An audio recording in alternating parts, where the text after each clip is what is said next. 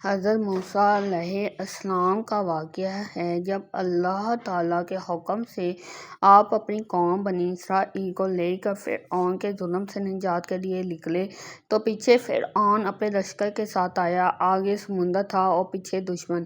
بنی اسرائیل خوف میں مبتلا ہو گئے اور کہنے لگے، اے موسیٰ، تو ہم پکڑیں گے۔ لیکن حضرت موسیٰ علیہ السلام کا جواب کتنا ایمان افروز تھا۔ انہوں نے فرمایا، ہرگز نہیں، میرے ساتھ میرا رب ہے، وہ ضرور میری رہنمائی فرمائے گا۔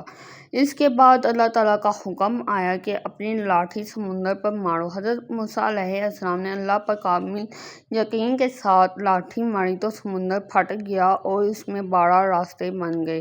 بنی اسرائیل آسانی سے پار ہو گئے۔ جب فرعون اپنے لشکر کے ساتھ پیچھے آیا تو وہی سمندر اس پر بند ہو گیا اور وہ غرق ہو گیا۔ اللہ پر یقین صرف زبانی نہیں، عملی ہونا چاہیے۔ جب ہر طرف سے راستے بند ہوں تب بھی اللہ پاک نیا راستہ نکال دیتا ہے۔